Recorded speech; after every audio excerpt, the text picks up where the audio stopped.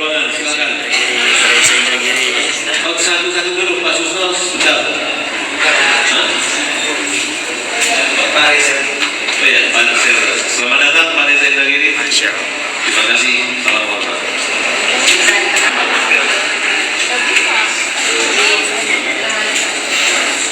Nah, menyala lagi Pak Reza.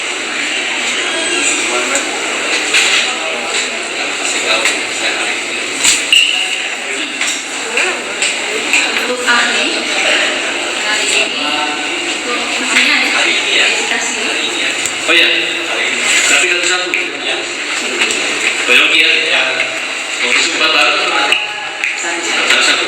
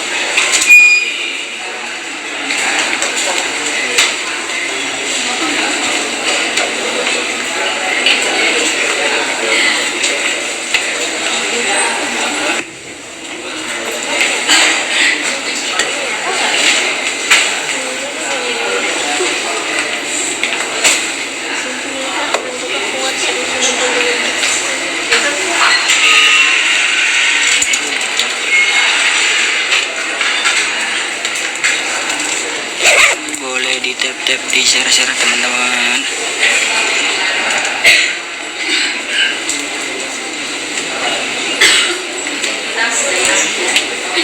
Nama lengkap Reza Indragiri Amril. Lahir Jakarta 19 Desember 1974. Negara Indonesia, alamat di Jalan Laksamana 3, RT 16 RW 0. Nanti habis syukur saya pakai iPhone biar kameranya terang. Cipayung, Jakarta Timur. Ya. Dari TV yang sudah baca bahwa saudara berada di saksi di beberapa tempat. Ya.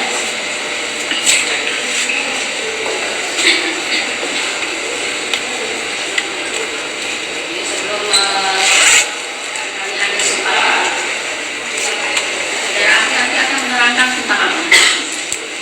Sesuai yang dimulai juga saya dulu nanti tidak sesuai.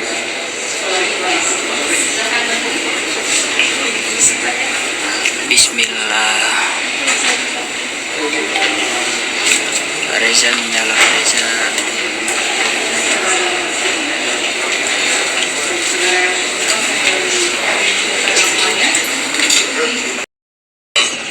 Ini artinya dihadirkan oleh kuasa pemohon. Silakan dari kuasa pemohon. Terima kasih yang mulia. Terima kasih yang saya muliakan Bapak Dr. Reza Indragiri. Kami mengenal saudara adalah orang yang sangat ahli di bidang psikologi forensik dan beberapa komentar-komentar saudara saksi kita anggap sebagai satu keilmuan yang layak dan kami harapkan untuk didengar keterangan ahlinya sehingga dapat meluruskan dan kebenaran dan keadilan dalam perkara Sakat Natal yang divonis 3 tahun 8 bulan dalam perkara pembunuhan berencana dan pemerkosaan terhadap Vina dan Eki di Cirebon 2016, kurang lebih 8 tahun yang lalu.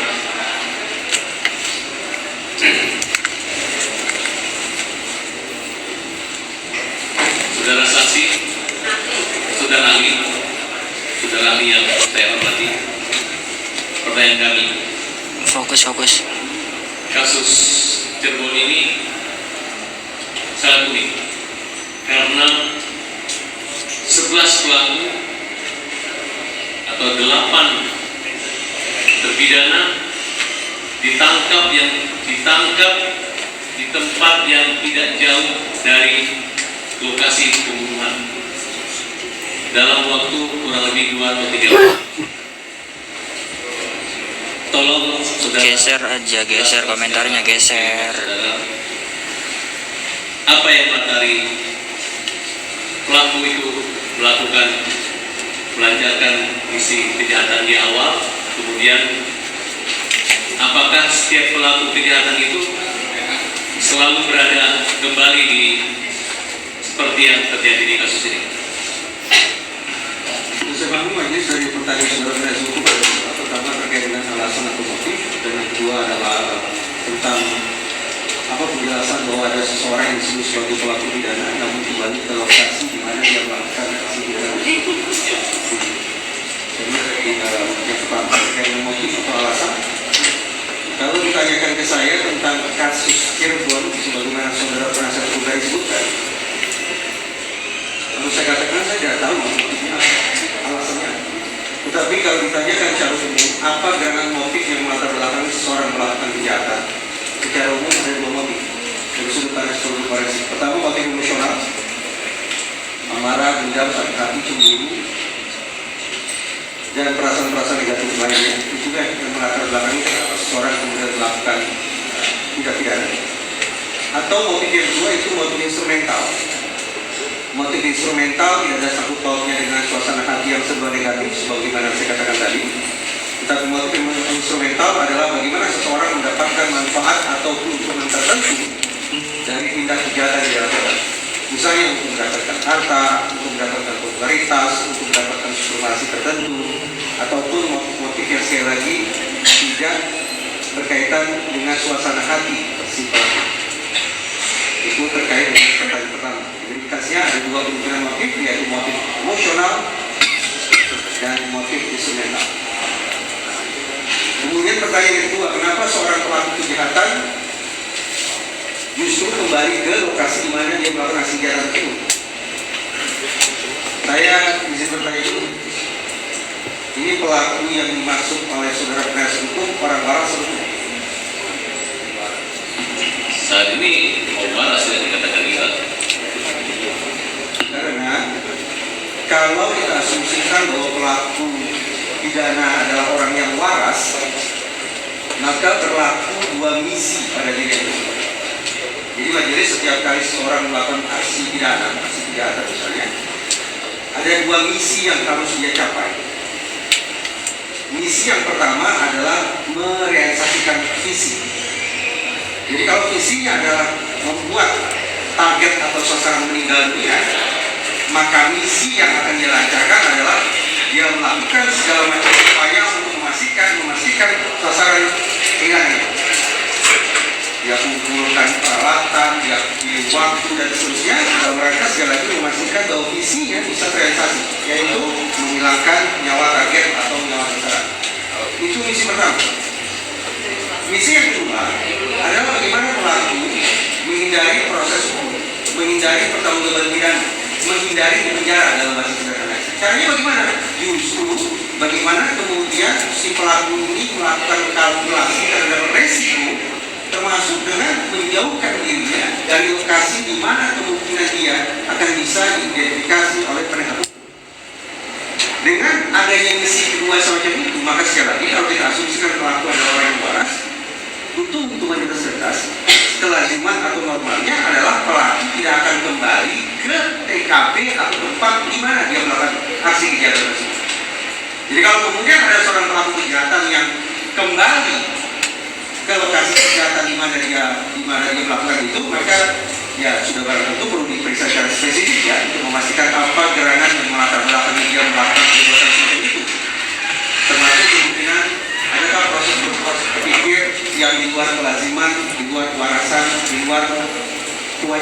perilaku pidana pada umumnya.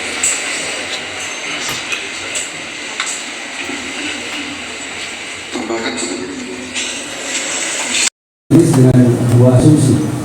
Pertama, asumsi bahwa keterangan yang disampaikan oleh saksi adalah benar adanya sesuai dengan fakta.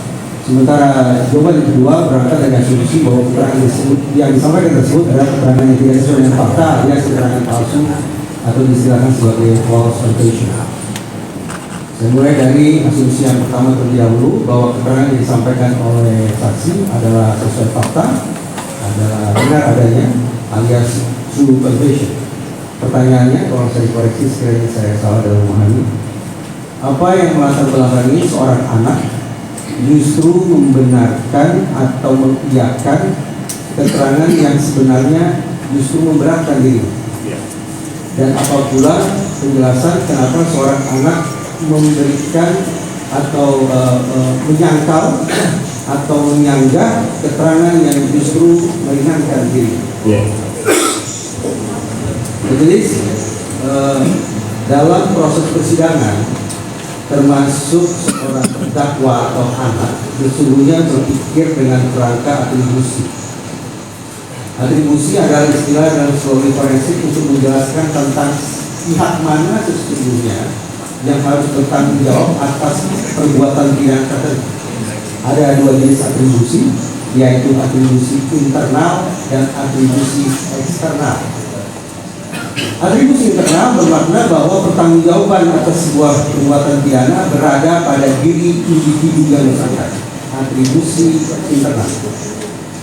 Sementara atribusi eksternal adalah pertanggungjawaban pidana tidak sepenuhnya berada pada diri individu tersebut dikarenakan faktor situasi atau faktor eksternal lebih dominan bagi terbentuknya perilaku terdakwa atau perilaku anak.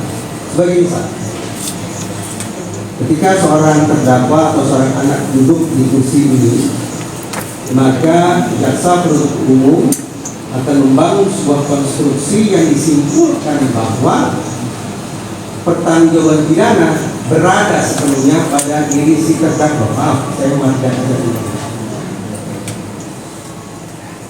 Saya ulangi, dari sudut pandang psikologi forensik, tugas atau kegiatan jaksa penuntut umum adalah membangun konstruksi atau narasi bahwa orang yang berinisiatif, orang yang melakukan dan pada akhirnya orang yang bertanggung jawab terhadap sebuah peristiwa pidana adalah diri orang tersebut. Ketika jaksa penuntut umum berhasil membangun konstruksi sedemikian rupa, berarti atribusi internal yang menjadi penjelasan tentang munculnya sebuah peristiwa pidana, maka begitu di atas kertas hukuman akan berat. Karena sekali lagi, pihak itulah, individu itulah, faktor atribusi internal itulah yang melatar belakangi munculnya peristiwa pidana. Sebaliknya adalah penasihat hukum. Penasihat hukum justru membangun konstruksi yang kebalikan bahwa peristiwa pidana justru disebabkan atau diakibatkan oleh atribusi eksternal, oleh orang lain ataupun oleh faktor-faktor situasi selain diri terdakwa atau diri si anak. Ketika penasihat hukum berhasil meyakinkan majelis hakim bahwa atribusi eksternal lah yang menyebabkan munculnya peristiwa pidana, maka itu di atas kertas hukuman akan rendah atau bahkan mungkin bebas.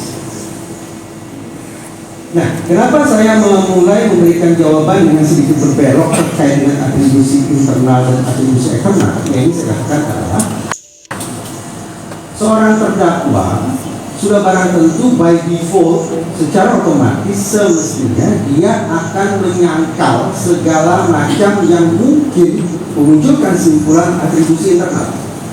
Jadi ketika seorang saksi dihadirkan dan memberatkan diri si terdakwa atau diri si anak, berarti atribusi internal, maka sesungguhnya dia akan melawan. Sebaliknya, ketika ada seorang saksi yang memberikan keterangan dan mencoba meyakinkan ruang sidang bahwa atribusi eksternal lah yang dominan, atribusi eksternal lah yang menyebabkan munculnya peristiwa pidana, maka terdakwa atau anak akan mengiyakan itu. Karena penjelasan atau keterangan tentang atribusi eksternal itulah yang akan menguntungkan dirinya, yang akan bisa meringankan hukuman dia sekiranya divonis bersalah, atau bahkan ada kemungkinan dia akan terbebas dari sanksi pidana karena atribusi eksternal. Dengan demikian, ketika ada seorang terdakwa atau seorang anak yang justru, bagaimana saudara penasihat hukum katakan, atau saya emas dalam bahasa saya, ketika ada seorang terdakwa atau seorang anak justru mengiakan atribusi internal, maka menurut saya lagi-lagi ini merupakan perilaku yang tidak lazim, perilaku yang janggal. Demikian pula ketika ada pihak lain, dalam hal ini seorang saksi yang mencoba membangun simpulan atribusi internal, justru itu akan dia tolak, karena itu yang potensial akan memberatkan nasib pimpinan. Ketika kemudian ada seorang saksi yang berperilaku janggal sedemikian rupa, maka kemungkinannya ada dua.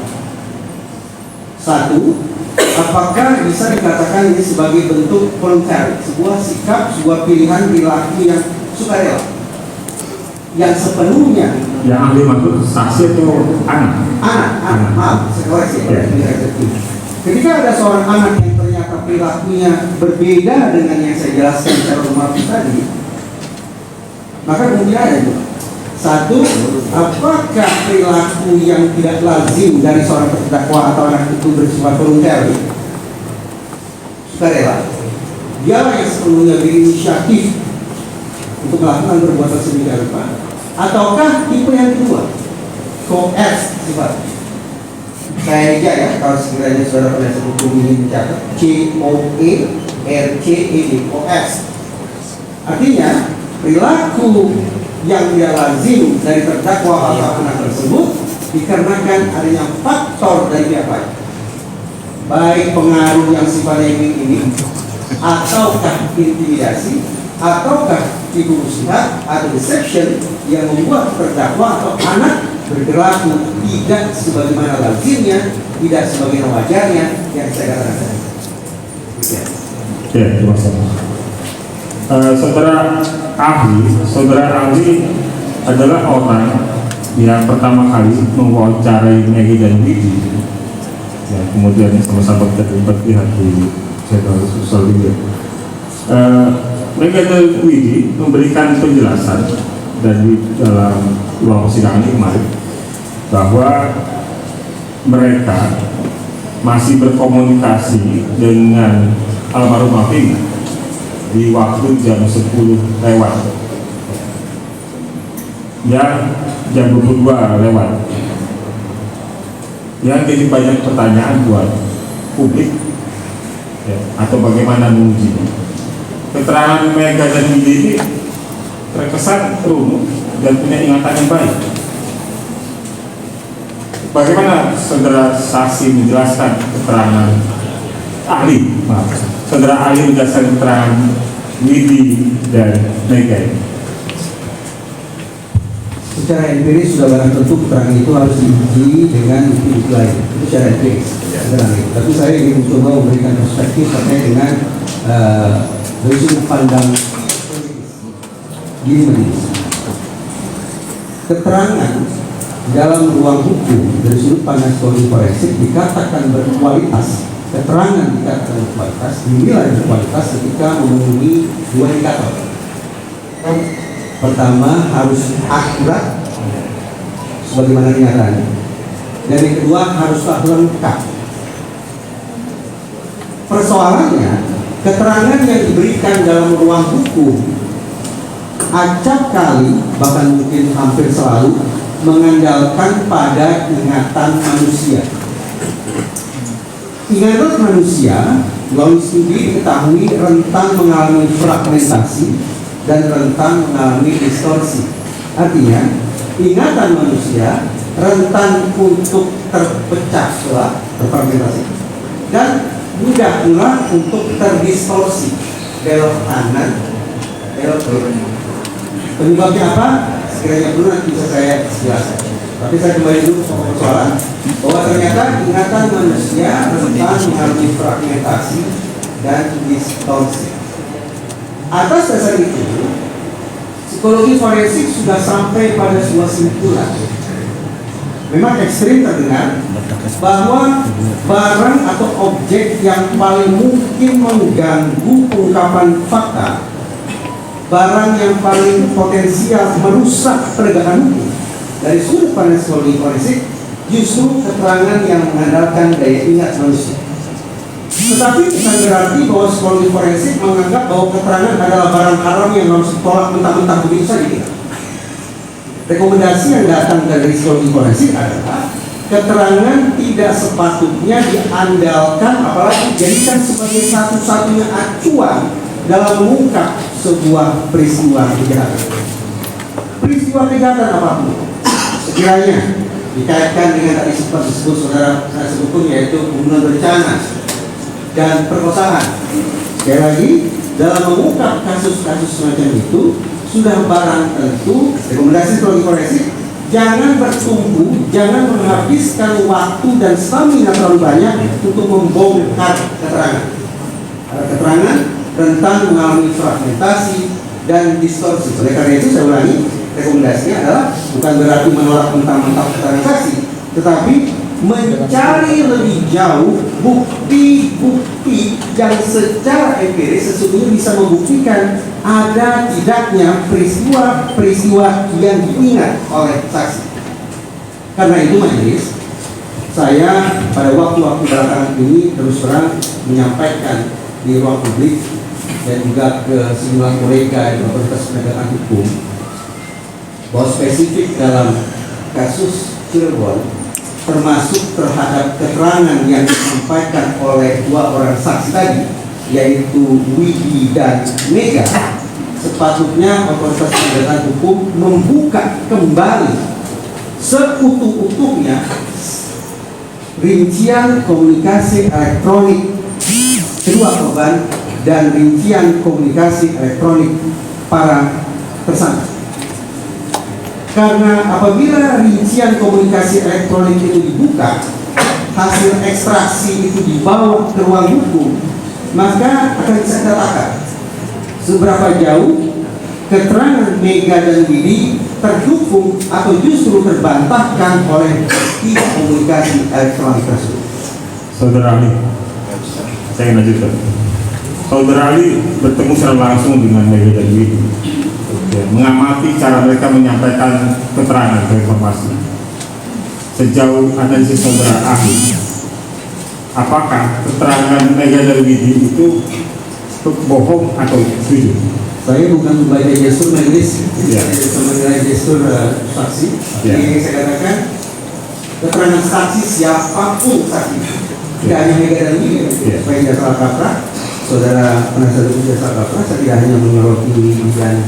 Jadi, saudara ahli, pertanyaan saya terkait dengan wawancara saudara ahli dengan Mega. Saya tidak bisa menilai apakah seseorang berkata jujur atau tidak jujur dari gesturnya. Ya. Tapi kesesuaian keterangan disampaikan antara satu saksi dengan saksi lain, lebih-lebih mencari kecocokan atau mungkin ketidakcocokan antara keterangan yang disampaikan oleh seorang saksi dengan bukti-bukti lainnya, itulah yang menjadi cara bagi saya untuk menakar kualitas keterangan yang disampaikan oleh seorang saksi. Ya. Karena itu sedikit meluruskan supaya saudara penasihat hukum tidak menjauh dari tatanan psikologi forensik. Alih-alih membaca gestur, sungguh-sungguh saya berharap bahwa uji keterangan Mega dan Widi dengan mengandalkan pada bukti komunikasi elektronik serinci-rincinya yang perkiraan saya sudah dilakukan ekstraksinya oleh otoritas penegakan hukum. Ya, itu rekomendasi saudara ahli. Pertanyaan kami, saudara ahli sudah wawancara dengan Mega dan Widi. Bagaimana pandangan ahli terhadap keterangan yang disampaikan Mega dan Widi? Saya simak, saya tidak dalam posisi menyanggah ataupun menyanggah. Atau begini, pertanyaan diganti. Tadi kan sudah disampaikan bahwa ahli tidak bisa menilai dari gestur, ya. Jadi pertanyaan ini bisa diganti dengan apakah keterangan Widi dan Mega ada persamaannya dengan beberapa keterangan untuk yang lain yang pernah diwawancara. Mungkin bisa seperti itu, ya. Terima kasih. Sepanjang yang saya ingat majelis, Widi dan Mega menyampaikan keterangan terkait dengan sekitar 24 jam terakhir, terutama sekali terkait dengan apa yang disebut sebagai peristiwa meninggalnya almarhumah Vina dan Eki. Dia bercerita memang proses pertemanannya sejak 1 pekan ke belakang, tetapi terkait dengan peristiwa meninggalnya almarhumah dan almarhum, sehingga saya, Widi dan Mega berfokus pada interaksi mereka 24 jam terakhir sampai sekitar menjelang jam 22.30.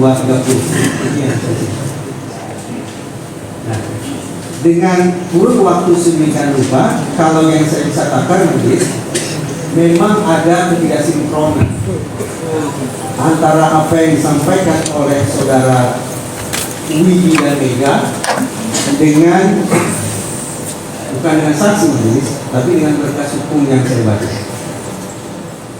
Ini peristiwa yang saya pahami berdasarkan berkas, yaitu pembunuhan dan budak paksa atau persetubuhan dengan anak, plus juga memindah-pindahkan jasad korban sedemikian rupa.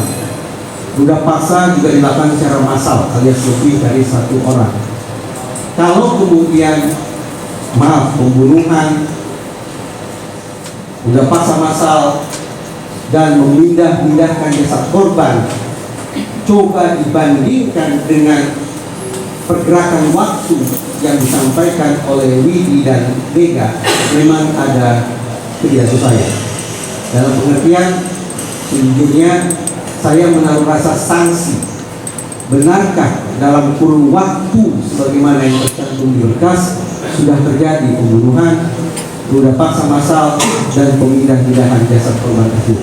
Nah, karena saya berbicara tentang waktu majelis, maka saya harus konsisten mengatakan keterangan dari entah itu saksi A, saksi B, saksi C dan seterusnya, termasuk keterangan yang disampaikan oleh saksi Mega dan saksi Widi, sudah sepatutnya diobjektifikasi, dibuktikan secara objektif dengan adanya bukti komunikasi elektronik, ekstraksi data dari gawai mereka, baik kedua korban yang bertautan dengan saksi dan juga gawai para tersangka yang hari ini sudah berstatus sebagai terpidana.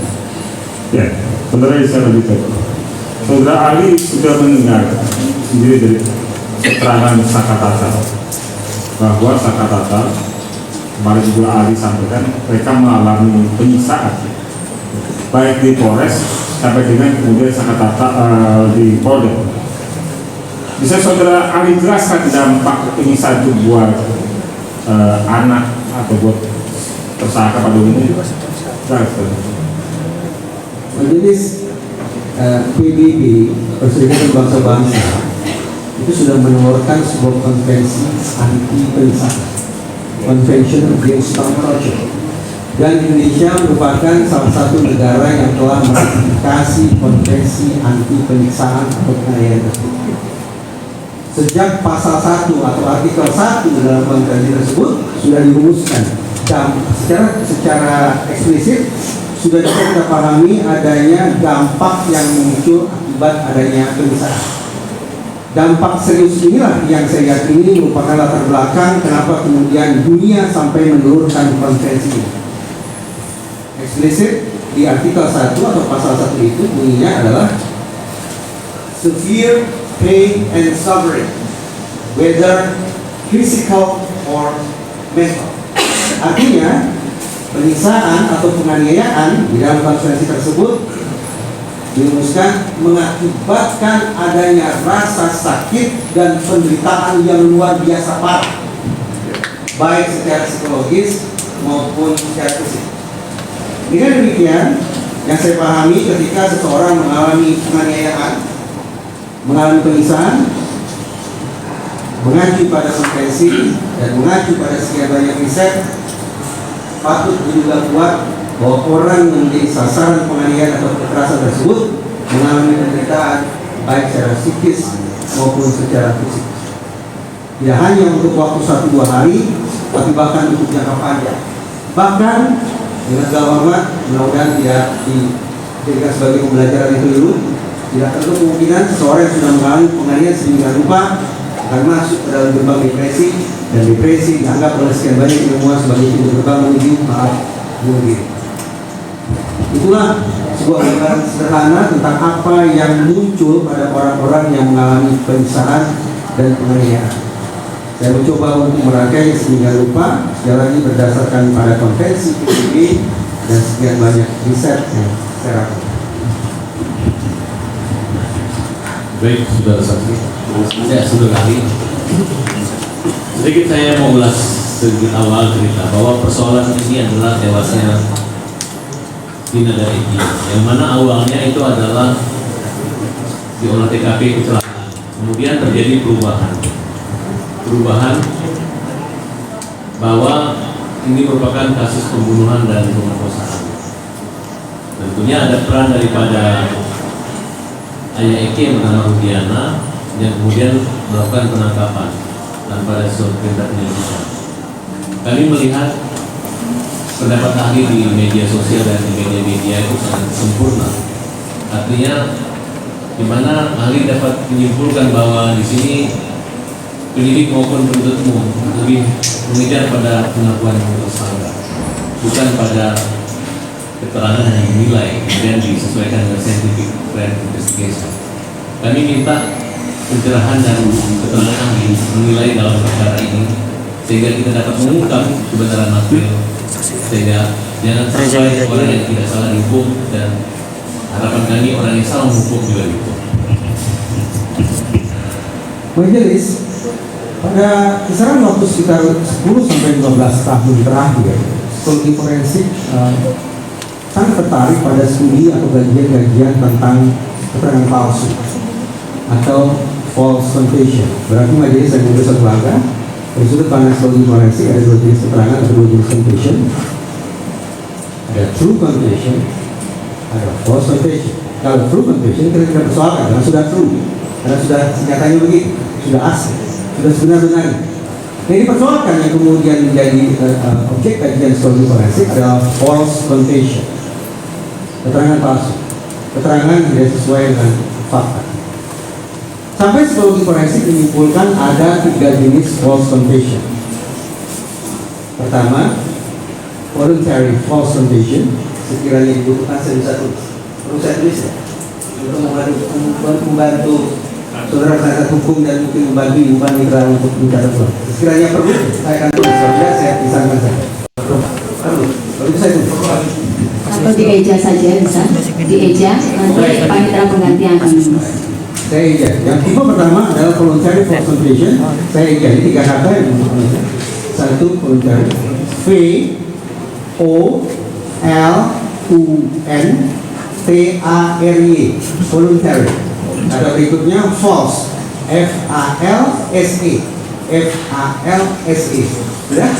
Kata berikutnya, kata yang ketiga, confession. C O N F E S S lagi E O N. Voluntary false confession. Perlu saya ulangi? Yang kedua sekarang, karena ini Dieja dulu. coerce false confession. False confession ini sama, tulisannya false confession ini sama, tapi di depannya adalah coerce. Saya eja C O E R C E D. Coerce. Coerce false confession. Nanti akan saya Indonesiakan. Yang ketiga, false confession tetap sama, yaitu internalized false confession. I N T E R, inter, masih gabung ya, inter, N A I L I, maaf, N A L I Z E D, internalized false confession. Sudah? Sudah ya? Ada 3 jenis false confession. Ngakak. Pertama saya ulangi, voluntary false confession. Yang kedua, coerce false confession. Yang ketiga, internalized false confession.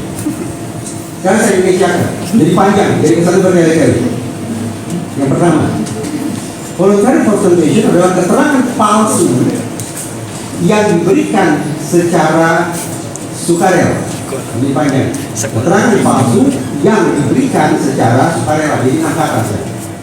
Tipe yang kedua adalah keterangan palsu yang diberikan berdasarkan tekanan dari pihak eksternal. Ini panjang lagi. Yang ketiga adalah internalized false notation, adalah keterangan palsu yang sudah terinternalisasi oleh individu yang memberikan keterangan tersebut. Sekarang saya coba elaborasi.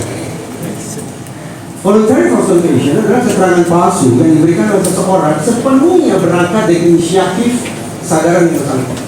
Contoh, ada seorang pelaku yang mencoba menutup-nutupi keterlibatan pelaku lain, lalu dia coba untuk ambil alih, maka itu sudah termasuk bentuk voluntary false notation. Bagaimana cara dia untuk melindungi pihak lain? Atau yang lain, dia sengaja memberikan keterangan palsu agar dari sekian banyak dakwaan yang berlapis dia mendapat yang ringan saja. Sepenuhnya berangkat dari individu yang bersangkutan memberikan keterangan palsu supaya tidak ada pengaruh atau tekanan dari pihak eksternal. Tidak. Yang kedua adalah keterangan palsu yang disampaikan karena justru ada tekanan dari pihak eksternal.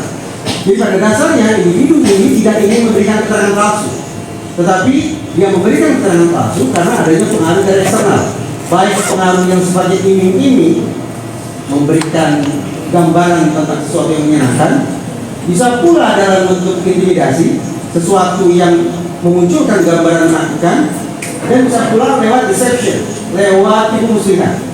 Izin majelis, beda yuridiksi, beda penyikapan terkait dengan deception.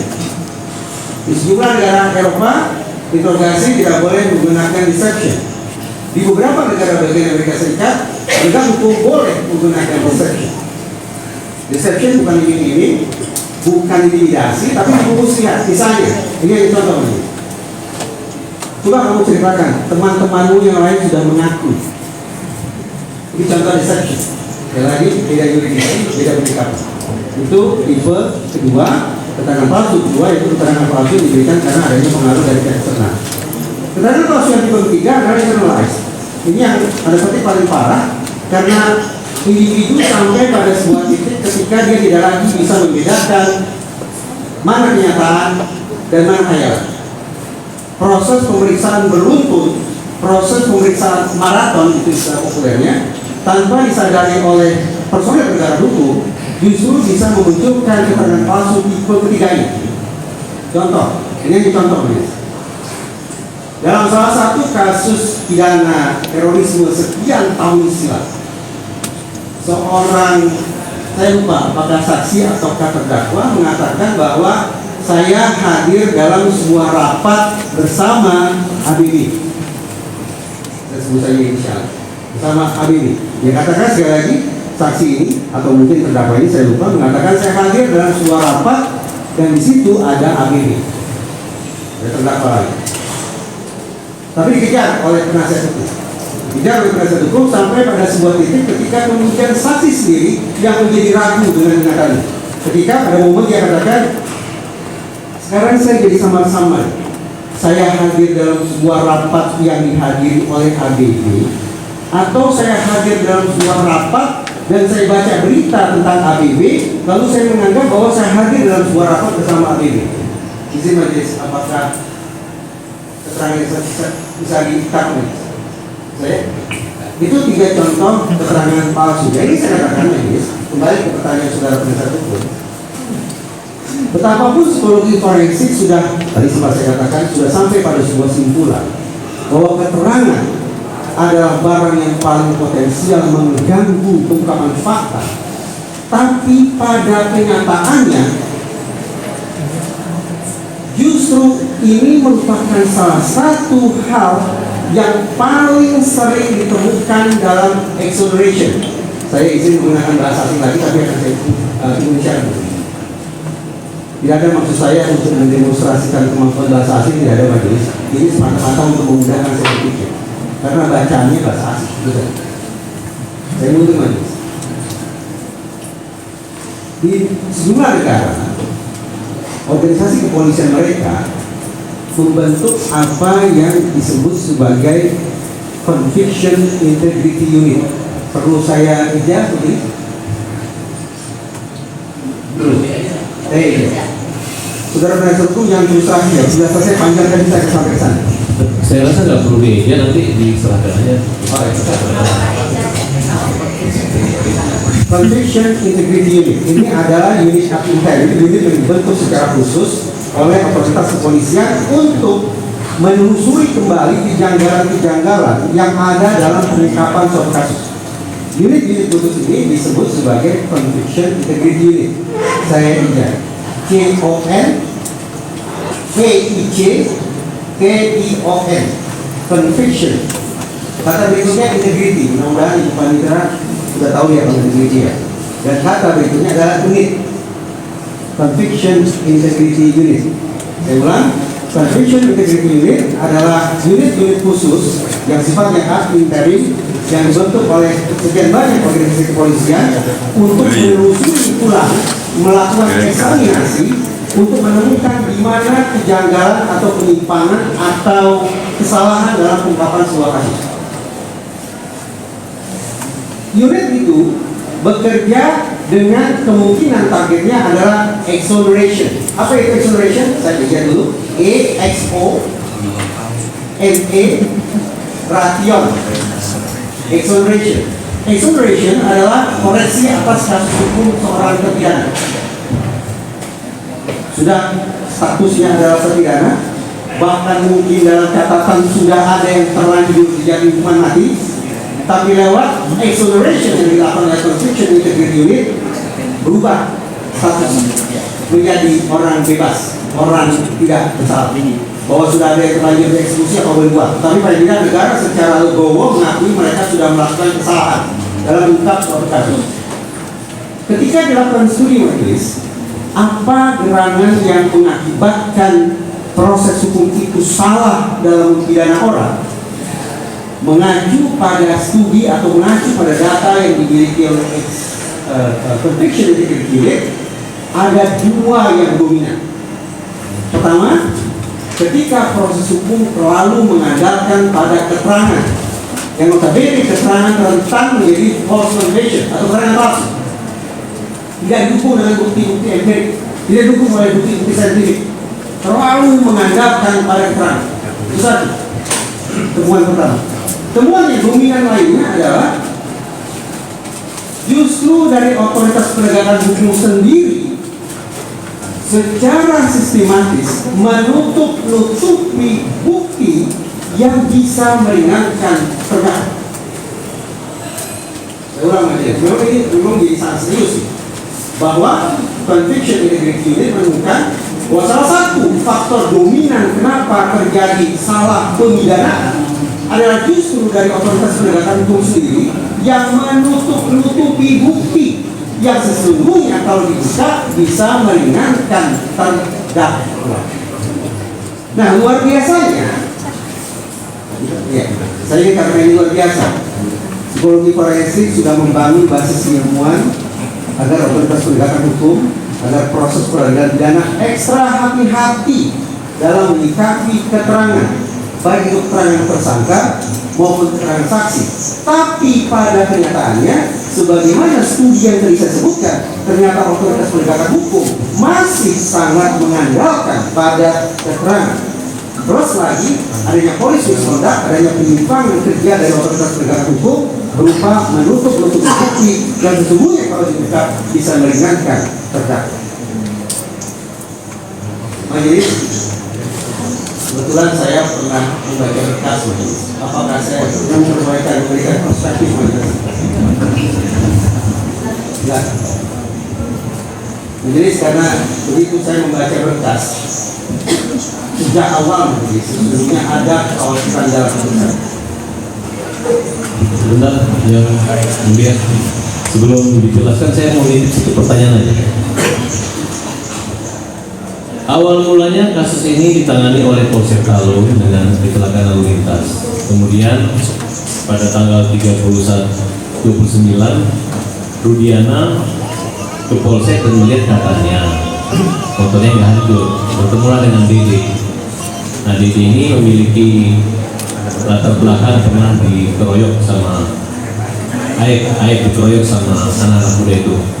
Nah, mereka memulailah dengan cerita baru. Ini ya, kuasa pemohon. Ini kan dari ahli sebenarnya sudah membaca berkas, ya. Jadi silakan dari ahli yang menerangkan berdasarkan keahliannya, gitu ya. Ini berkas yang nomor berapa?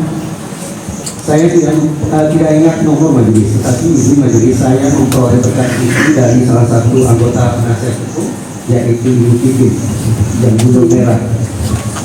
Atas nama siapa? Nah, setelah itu kurang lebih. Disebut atas nama siapa itu? Siapa namanya?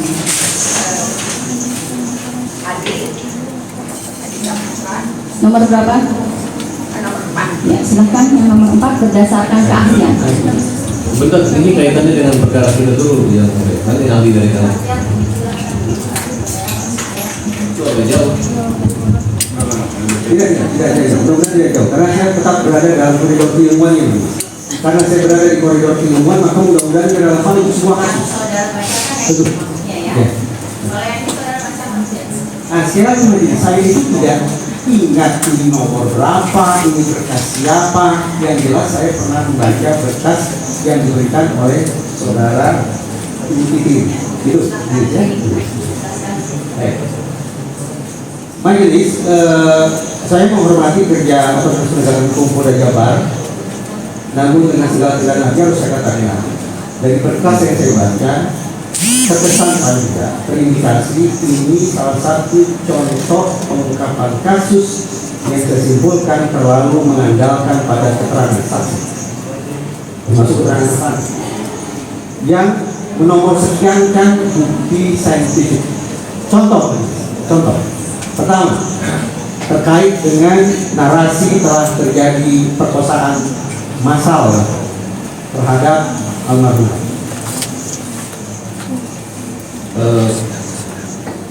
Saya ingin bicara sperma, bukan tentang objek spermanya. Kalau bicara tentang benda spermanya itu di luar azana psikologi forensik. Tampaknya itu relevan kedokteran forensik. Tapi saya ingin menyampaikan perspektif kepada majelis terkait sperma adalah latar belakang psikologis munculnya sperma tersebut. Jadi tetap psikologis forensik.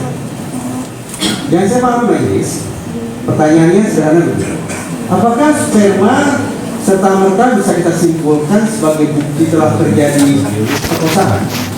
Jawabannya tidak. Dari sudut pandang psikologi forensik tidak. Kenapa? Munculnya sperma, keberadaan sperma bisa dilatar belakangi oleh satu dari kemungkinan dua kondisi psikologis berikut ini. Yang pertama, ketika sperma muncul setelah terjadinya aktivitas seksual yang forceful, yang dipaksakan, maka itu baru memenuhi kriteria dianggap sebagai sperma bukti kejahatan seksual. Karena ada unsur forceful dalam perilaku seksual yang mendahului keluarnya sperma. Kemudian yang kedua, sperma merupakan akibat dari aktivitas seksual yang konsensual, yang mau sama. Kalau sperma ternyata didahului oleh aktivitas seksual yang konsensual, maka praktis sperma tersebut bukan merupakan bukti telah terjadi kekerasan seksual. Persoalannya adalah dari berkas yang saya baca, saya tidak menangkap adanya informasi terkait dengan latar belakang psikis yang mendahului keluarnya sperma tersebut. Sehingga dari 8 orang terpidana plus 3 buron plus 1 orang korban yang semuanya total ada 12 laki-laki. Dari sudut pandang psikologi forensik, saya tidak bisa menyimpulkan apakah sperma ini merupakan akibat aktivitas seksual yang forceful, kekerasan seksual, perkosaan, ataukah sperma itu merupakan akibat dari aktivitas seksual yang konsensual atau kosong. Nokis, tidak ada persoalan pidana. Memang moral menurut saya, tapi tidak pidana. Pun sekiranya diasumsikan bahwa sperma tersebut merupakan akibat dari aktivitas seksual yang forceful, pertanyaannya dari 12 laki-laki tersebut, kalau kita batasi di 12 saja, siapa gerangan laki-laki yang telah melakukan aktivitas seksual forceful? Dan ketika misalnya ternyata ada sperma lebih dari 1 orang yang ditemukan pada tubuh korban, adakah kemungkinan bahwa sebagian sperma di situ justru merupakan akibat dari aktivitas seksual yang konsensual? Ini majelis satu contoh tentang bagaimana kesimpulan ditarik dengan terlalu mengandalkan pada keterangan tanpa disertai kerja-kerja saintifik. Itu satu hal. Sekarang ini majelis. Yang kedua, ada beberapa majelis, tapi mungkin 2 ini yang utama. Sekiranya saudara penasihat hukum masih ingat, di salah satu berkas di halaman 65 tertulis kurang lebih, daripada saya keliru majelis bisa tidak diperlihatkan halaman 65 kalau ada ya.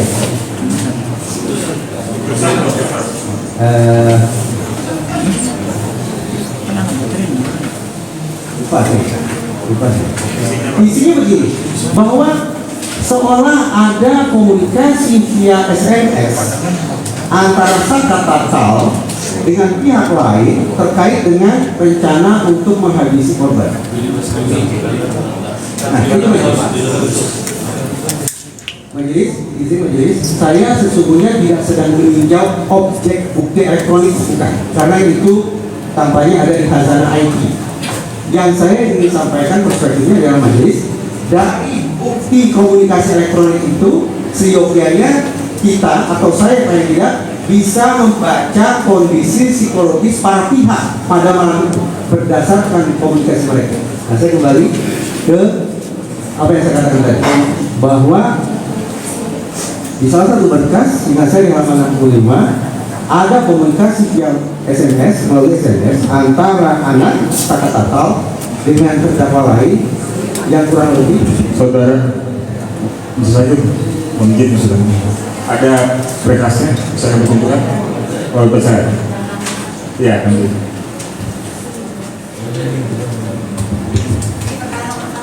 Ya, yang sebelumnya tersangka Sudirman menjelaskan di dalam persidangan tersangka Saka Tatal sidang anak bahwa dirinya mendapatkan pesan singkat SMS dari tersangka Dani DPO yang isinya antara lain mengajak untuk menghabisi anggota geng ekstasi korban M. Rizky Rudiana almarhum. Majelis, yang saya pahami kalimat sedemikian rupa disusun berdasarkan hasil pengolahan informasi oleh orang yang mengetik berkas tersebut. Tadi saya katakan, kalau sudah mengandalkan pada keterangan, ini rentan terfragmentasi, terdistorsi. Agar kalimat tersebut bisa diobjektifikasi, bisa dibuktikan secara objektif, maka sudah barang tentu di dalam berkas itu harus ada bukti komunikasi elektronik hasil ekstraksi otoritas penegakan hukum, yaitu Polda Jabar. Lalu saya cari majelis di berkas itu, di mana gerangan hasil ekstraksi itu berada. Karena kalau tidak berarti ya saya akan skeptis pada kalimat tersebut. Saya akan sanksi. Jangan-jangan ini dengan segala hormat mungkin ada penyidik yang salah ketik, entah salah ketik nama, entah salah kata kerja dan seterusnya. Karena mengadakan nyata peristiwa yang sudah berlangsung sekian waktu sebelumnya. Karena itu saya coba cari hasil ekstraksi data. Ini sesungguhnya merupakan kerja IT. Tetapi sekiranya ekstraksi data itu tersedia, maka berdasarkan pada kasus-kasus lain yang coba saya memberikan perspektif majelis, akan bisa saya temukan sesungguhnya secara konkret komunikasinya seperti apa kalimatnya, pada jam berapa, menit jam berapa, detik jam berapa. Namun saya majelis, terkait kalimat di halaman 65 tersebut yang konon merupakan komunikasi elektronik, di dalam berkas tidak ada hasil ekstraksi data tersebut. Sehingga diizinkan saya sekali lagi tanpa mengurangi rasa hormat, saya hanya mencoba konsekuen dengan khazanah keilmuan yang saya miliki yang sudah barang tentu terbatas, bahwa sepanjang sebuah keterangan disusun dengan mengandalkan daya ingat, ada interpretasi isi dan segala macamnya dan tidak didukung oleh bukti-bukti saintifik, maka saya memilih untuk tetap sanksi akan keakuratan kalimat di halaman 65 tersebut. Pada saat sama yang majelis, pada saat yang sama, ketika saya mencari di dalam berkas tentang bukti ekstraksi data, saya temukan ada bukti ekstraksi data. Saya tidak tahu apakah Ibu Titi masih menyimpan atau tidak bukti ekstraksi data tersebut. Boleh saya lihat supaya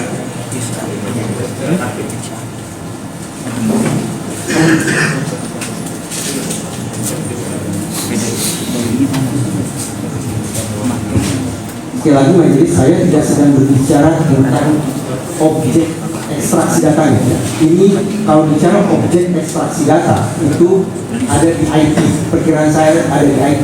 Tapi saya mencoba untuk membaca kondisi psikologis para tersangka dan kondisi psikologis para korban lewat komunikasi mereka via gawai yang sudah diekstraksi oleh otoritas penegakan hukum. Perkiraan saya oleh Polda Jabar, perkiraan, tapi tolong saya koreksi sekiranya saya salah. Kembali ke halaman 65. Ketika saya membaca konon SMS tersebut, saya cari di berkas ini, saya temukan ada satu bagian dokumen yang judulnya tak terbaca ini.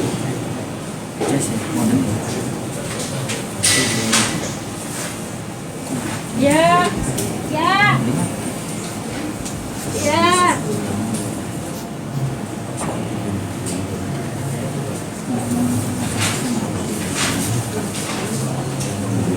Kembali ini banyak melalui ekstraksi data ini.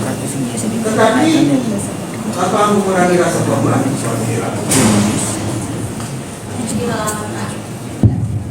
halaman terakhir.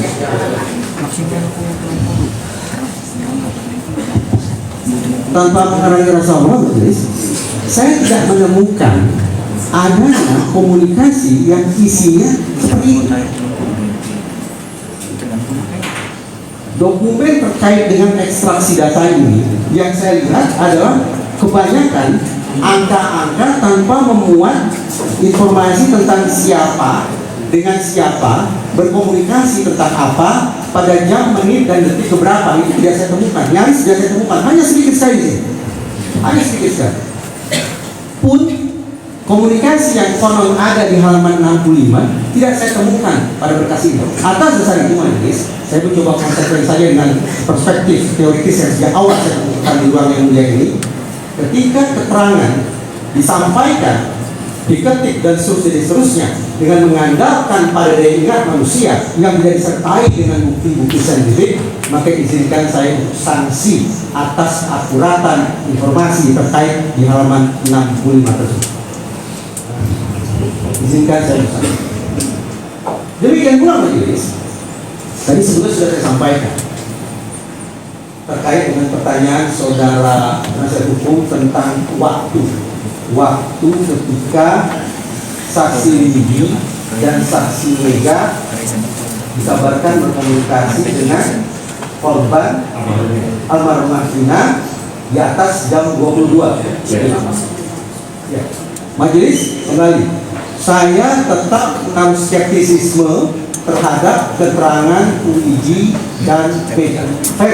Saya tidak diskriminatif, saya tetap sanksi pada akuratan informasi yang mereka berikan, karena informasi disampaikan oleh UIG dan Mega berdasarkan daya ingat mereka. Ada kemudian keterangan UIG dan Mega bisa diobjektifikasi, baik terkonfirmasi maupun terkoreksi, maka saya kembali buka berkas. Di dalam ekstraksi data ini ada tidak bukti komunikasi elektronik itu? Saya tidak menemukan rincian di sini yang memuat komunikasi sebagaimana yang dikatakan oleh William. Saya pun bertanya-tanya, kenapa kemudian hasil ekstraksi data ini tidak komprehensif seperti yang saya bayangkan?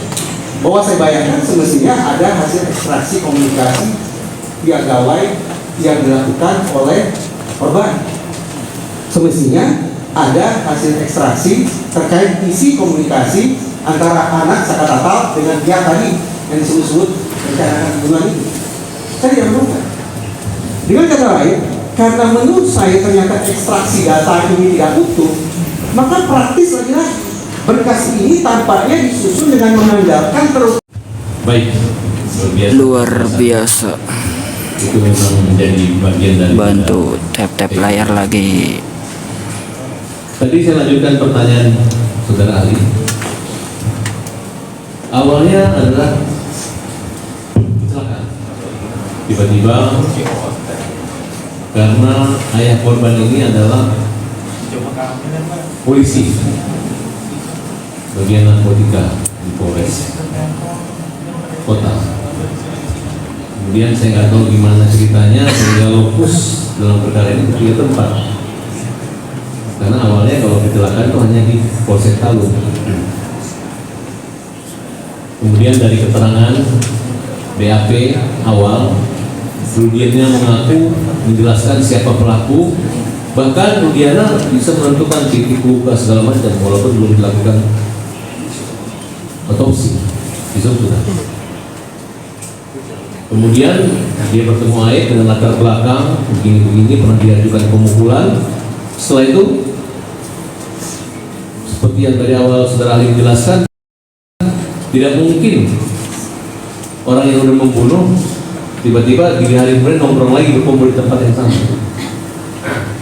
Bagaimana sikap pendapat daripada ahli melihat dibiarkannya seorang ayah yang polisi dalam perkara ini dengan melakukan dari pengakuan seluruh saksi penyiksaan, kekerasan, dengan upaya-upaya langkah kami untuk melakukan penyiapan kembali untuk mengambil kembali hukuman tersebut. Izin majelis, saya coba rangkum dulu pertanyaan yang panjang ini. Jadi saudara penasihat hukum meminta pandangan saya tentang apa pandangan ahli terkait dengan seorang ayah yang sekaligus personil penegakan hukum yang melakukan penyiksaan. Ya. Itu tadi. Yang membuat serba salah, artinya lembaganya mengatakan ini anaknya yang dibunuh. Nah, sedangkan pada saat pemeriksaan di Propam sana hasilnya dia dianggap tidak ada dalam surat penyidikan, tidak ada dalam surat perintah, tapi dia melakukan. Kenapa? Gampang dibaca. Pelapornya adalah Rudiana. Kemudian Rudiana yang mengaku menangkap, Rudiana yang mengaku mendatangi. Jadi artinya dengan dibebaskan satu pelaku berarti Rudiana telah melakukan satu laporan palsu dalam hal ini. Mohon pendapat dan ketajaban analisa dari ahli. Ada 3 kata kunci yang saya dapat majelis dari saudara penasihat hukum. Pertama, penyampaian laporan palsu. Yang kedua, seorang ayah yang sekaligus merangkap sebagai otoritas personil penegakan hukum. Yang ketiga, melakukan penyiksaan. Izin majelis, ini sekaligus permintaan maaf saya kepada Ibu Rudiana. Saya harus secara rendah hati mengakui bahwa saya telah salah dalam menilai Ibu Rudiana. Sebelumnya, saya dengan segala hormat menganggap kalimat saya jangan dipotong dulu ya, karena kalau dipotong nanti jadi salah tafsir ya. Dulu saya menganggap Ibu Rudiana ini sebagai potret personil penegakan hukum yang menjahati masyarakat dan menyusahkan lembaganya sendiri, menyusahkan institusi Polri. Itu simpulan saya dulu. Tapi bahkan saya mengatakan begini, sebagaimana dikatakan oleh saudara penasihat hukum, kalau Ibu Rudiana ini menyampaikan laporan palsu, disebutlah dalam laporan bahwa korban ditusuk, kedua-duanya ditusuk, tapi ternyata dia ditusuk, berarti laporan palsu. Laporan penyampaian laporan palsu itu melanggar kode etik profesi Polri. Silakan dibaca. Menyampaikan laporan palsu itu melanggar kode etik profesi Polri. Yang kedua, kalau Ibu Rudiana ini baik dengan tangannya sendiri maupun berorkestrasi pihak lain untuk melakukan penganiayaan terhadap terperiksa, itu pun melanggar kode etik profesi Polri. Silakan dibaca. Yang ketiga, kalau terjadi konflik kepentingan, pada satu sisi berstatus sebagai orang tua, pada sisi lain berstatus sebagai personil penegakan hukum, terjadi konflik kepentingan yang mengganggu objektivitas kerja yang bersangkutan, ini pun melanggar kode etik profesi Polri. Itu pandangan saya dulu. Tapi setelah keluar simpulan dari Mabes Polri yang dibacakan oleh Kadif Humas Mabes Polri, yaitu bunyinya kurang lebih bisa dicek di YouTube, itu Rudiana selaku orang tua korban disimpulkan tidak melanggar etik apapun, maka praktis penilaian saya tentang Ibu Rudiana salah total. Salah bagi saya untuk menganggap Ibu Rudiana sebagai sosok yang telah menjadi masyarakat. Salah bagi saya untuk memandang Ibu Rudiana sebagai potret personil penegakan hukum yang telah menyusahkan lembaganya sendiri. Salah bagi saya untuk menyimpulkan bahwa itu Rudiana telah melanggar sekian banyak poin dalam kode etik profesi Polri. Atas dasar itu, dengan segala kerendahan hati, berbasis pada kesimpulan Mabes Polri hasil pemeriksaan Propam dan Irwasum, saya dengan kerendahan hati mengaturkan permintaan maaf kepada Bapak Ibu selaku personil Polri. Tetapi kembali ke pertanyaan saudara penasihat hukum, seandainya hal-hal yang saudara katakan tadi itu benar adanya, maka tadi sudah saya sampaikan, membuat laporan palsu, menyiksa terperiksa, dan kehilangan objektivitas akibat konflik kepentingan itu merupakan pelanggaran kode etik profesi Polri. Maksudnya Bapak minta maaf kepada Rudiana karena dianggap benar gitu. Saya tidak punya landasan lain kecuali menyimak dan mengiyakan simpulan Mabes Polri. Mabes Polri sudah memeriksa itu Rudiana dan simpulannya berdasarkan pemeriksaan Propam dan Irwasum tidak melanggar etik apapun. Biasanya saya fair sebagai orang yang baik yang bisa salah, telah berprasangka sekian banyak sebelumnya, saya memilih untuk minta maaf daripada saya disomasi. Lebih baik saya sebagai warga negara yang baik secara rendah hati mengajukan permohonan maaf. Tapi ya kami perlu tegaskan bahwa Ternyata takut pemeriksaan sama dari si guys. Mabes Polri itu tidak mencakup laporan siapa internal. Tapi kita juga belum berhenti karena kita juga membuat laporan dan beberapa teman juga membuat laporan itu. Kalau suatu saat, kalau jadi berarti Anda ya, kan saya tidak memiliki kemampuan, kewenangan untuk memeriksa itu ya. Jadi begini, Pak saya mohon ya. Di sini saya sampaikan sedikit Ya bagi. sebentar. Sebenarnya tadi sudah ada jawabannya. Sebenarnya ada dua jawaban. Kalau mengenai bukti dari hasil pemeriksaan Polri tadi, ahli minta maaf ya.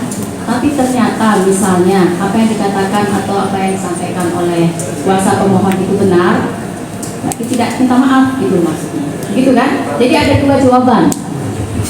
Nah untuk saat ini ada dua jawaban karena kan kita tidak tahu mana yang benar. Kan seperti itu kan? Betul Majelis. Apa yang Ibu Ketua Majelis sampaikan 100% sesuai dengan isi kepala saya. Terima kasih.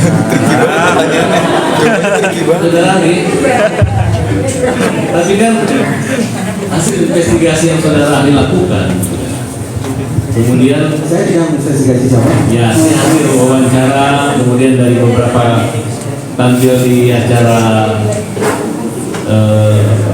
media di NCTV maupun TV1 ya, ini sebenarnya kan bahwa jelas-jelas tadi mempertegas bahwa pemeriksaan ini bukan mengejar keterangan, mengejar pengakuan tersangka.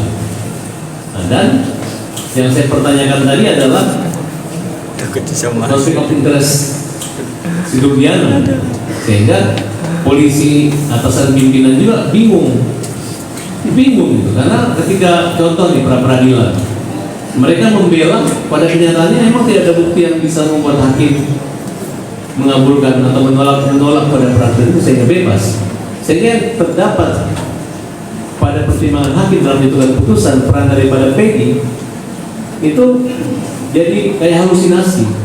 Kemudian dari pihak Polri pun menyatakan bahwa DPO itu masuk dalam logam kita adalah fiktif. Nah, di sini yang maksud saya, sebelum ahli minta maaf hanya pernyataan, walaupun saya anggap itu saudara ahli ini majelis hanya menyindir lah kira-kira itu. Kalau benar menyindir Polri, kalau benar dia nggak salah.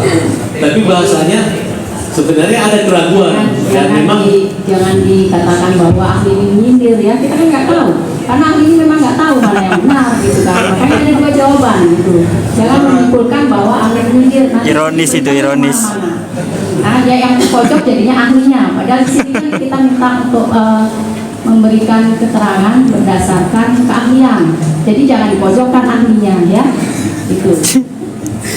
ya, dilanjutkan pertanyaan. Jadi majelis saya juga secara langsung harus menyampaikan sangkaan Saya pikir saudara penasihat hukum salah membaca gestur saya.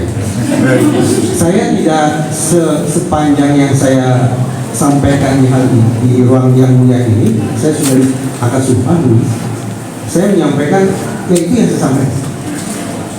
Kalau saudara penasihat hukum memandang saya menyindir, ya itu tafsir Anda. Ya, jadi di sini ahli itu netral, tidak ke kiri, tidak ke kanan. Benar ahli? Netral kan? Nah, Sesuai sumpah mudah-mudahan. ya, saya sumpah dan sesuai dengan keahlian. Ya, saudara ahli, tadi saya akan konfirmasi dengan kepentingan sehingga dibiarkan. Tadi saya berpikir bahwa saudara minta maaf kepada Rudiana, tapi dengan perlindungan terhadap Rudiana, saudara malah mengalihkan rasa kecewa itu terhadap institusi. Gitu. Itu pikiran saya. Makanya apakah ada tanda koma atau tetap mengatakan seperti tadi, tapi itu kita biarkan.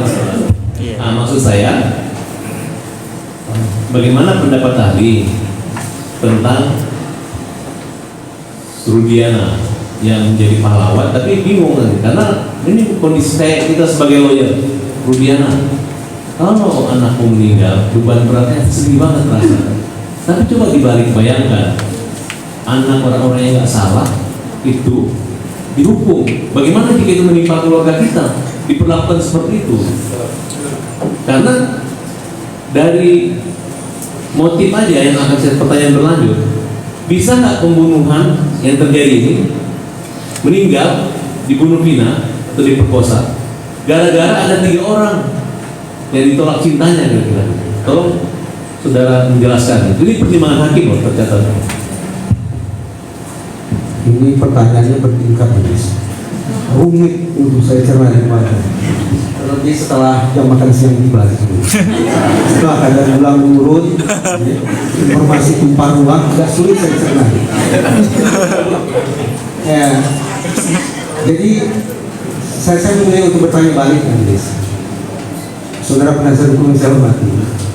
Jadi sebetulnya saudara ingin menanyakan hal kedua terkait itu Rudiana, atau terkait dengan orang yang saudara anggap tidak bersalah namun dipenjara seumur hidup, atau terkait apa? Satu-satu saja. Pertama, peran Rudiana, karena peran apa ya, dominan. Sudah stop situ dulu. Saya jawab dulu. Tadi sudah saya sampaikan dulu. Saya ini menganggap itu Rudiana ya, majelis, sebagai personil penegakan hukum, bukan sebagai orang tua korban. Kalau sebagai orang tua korban, saya paham, saya bisa rasakan kepedihan beliau yang ditinggal oleh darah dagingnya sendiri lupa. Dan saya bersimpati dengan itu. Tapi saya ingin memberikan perspektif terkait dengan itu Rudiana, berarti sebagai personil Polri. Berdasarkan informasi yang saya simak di media, saya sekali lagi menyimpulkan itu Rudiana sebagai sosok personel penegakan hukum yang menjahati masyarakat dan menyusahkan institusi Polri. Yes. Itu simpulan saya dulu.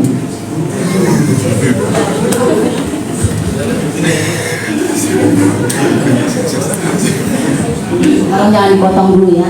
Ini sebenarnya pengulangan dari yang tadi sebenarnya. Alhasil majelis, kalau begini majelis, kalau kita baca kode etik profesi Polri, di situ ada sejumlah mekanisme yang bisa mengubah seseorang yang berstatus sebagai pelanggar etik.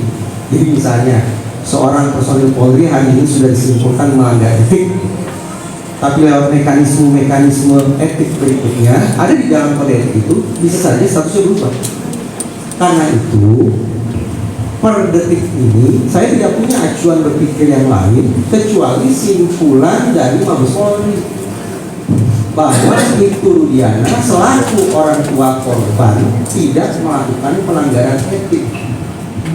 Karena saya tidak punya pilihan, maka saya anggap saya harus menganggap itu Rudiana tidak melakukan pelanggaran etik apapun. Saya harus memandang itu Rudiana tidak membuat laporan palsu. Saya harus memandang itu Rudiana tidak melakukan penyiksaan baik dengan tangannya sendiri maupun orkestrasi pihak lain. Dan saya harus tidak boleh lagi memandang itu Rudiana kehilangan objektivitas mengacu pada simpulan Mabes Polri. Maaf yang mulia, saudara ahli, saya senang menjawab saudara ahli, tapi tanpa mengurangi rasa hormat saya pada ahli. Pernyataan maaf saudara ahli dan kesimpulan atas itu sangat melukai dan membuat klien kami secara total yang mengalami penyiksaan dan mengalami hal tersebut agak terbuka, kira-kira seperti itu.